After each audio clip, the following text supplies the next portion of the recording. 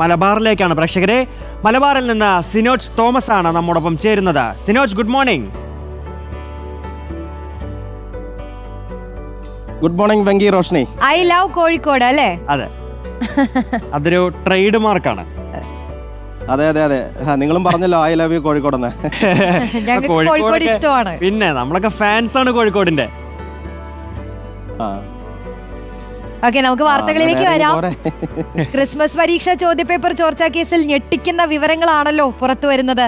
റിമാൻഡിലായിട്ടുള്ള unaided സ്കൂളിലെ പ്യൂണിനെ ചോദ്യം ചെയ്താൽ കൂടുതൽ വിവരങ്ങളൊക്കെ ലഭിക്കുമായിരിക്കും അല്ലേ? അപ്പൊ മറ്റു ചോദ്യപേപ്പറുകളും ചോർത്തിയിട്ടുണ്ടോ എന്ന സംശയമുണ്ടല്ലേ?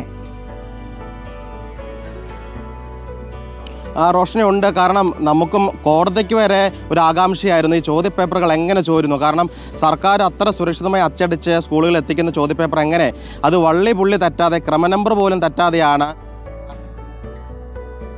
പ്രവചിച്ചത്. അവർ പ്രവചനം എന്നാണ് പറഞ്ഞത് കോടതിയിൽ ഈ നിമിഷം വരെ. കാരണം ഇന്ന് ഷുഹൈബിൻ്റെ മുൻകൂർ ജാമ്യാപേക്ഷയിൽ ഹൈക്കോടതി വിധി പറയുന്നുണ്ട്. അവിടെ വരെ വാദം ഉന്നയിച്ചത് ഇത് പ്രവചനമാണെന്നാണ്. പക്ഷേ ക്രൈംബ്രാഞ്ചിന് അറിയായിരുന്നു ഇത് പ്രവചനമല്ല എന്ന്. കാരണം അതുകൊണ്ട് അവർ അതിൻ്റെ പിന്നാലെ പോയി.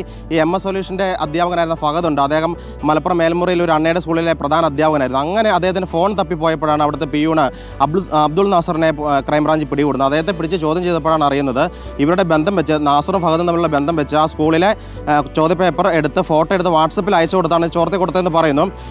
അത് പൂർണ്ണമായി അവർ വിശ്വാസത്തിലെടുത്തിട്ടില്ല. കാരണം ഇനിയും ചോദ്യങ്ങൾ ചോർന്നിട്ടുണ്ട്. ഇത് മാത്രമല്ല, MS സൊല്യൂഷൻ മാത്രമല്ല മറ്റ് സ്ഥാപനങ്ങളും സമാനമായ രീതിയിൽ ഈ പരീക്ഷയുടെ തലേന്ന് ചോദ്യങ്ങൾ ചോർത്തി യൂട്യൂബിൽ ഇട്ടിരുന്നു.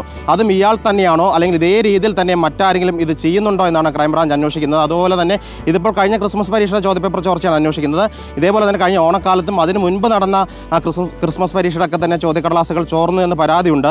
ഈ വർഷങ്ങളായിട്ട് ചെയ്യുന്ന പരിപാടിയാണോ അല്ലെങ്കിൽ സമീപകാലത്ത് മാത്രം തുടങ്ങിയതാണോ എന്ന് ക്രൈംബ്രാഞ്ച് അന്വേഷിക്കുന്നത്. ഏതായാലും ഇന്നലെയാണ് റിമാൻഡ് ചെയ്തിരിക്കുന്നത് അബ്ദുൾ നാസറിനെ. കസ്റ്റഡി അപേക്ഷ കൊടുത്ത് കസ്റ്റഡിയിലെടുത്ത് ചോദ്യം ചെയ്യാനാണ് ക്രൈംബ്രാഞ്ചിന്റെ തീരുമാനം. ഷഹബാസ് കൊലപാതകത്തിൽ അന്വേഷണം ഇപ്പോൾ ഏതു വഴിക്കാണ്? സോഷ്യൽ മീഡിയയിലെ ചാറ്റുകൾ തന്നെയാണോ നിർണായകമായി നോക്കുന്നത്?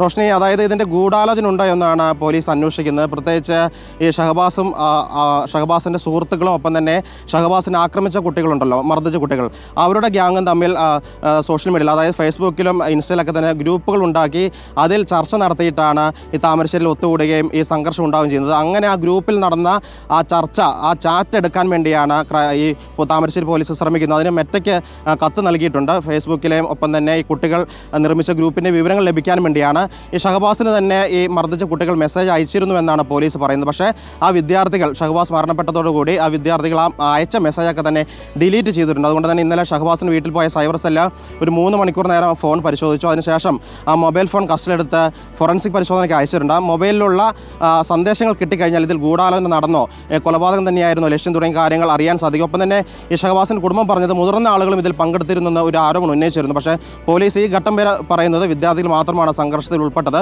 മുതിർന്നവർക്ക് പങ്കില്ല എന്നാണ് പോലീസ് ഈ ഘട്ടം വരെ പറയുന്നത്. റോഷ്നി.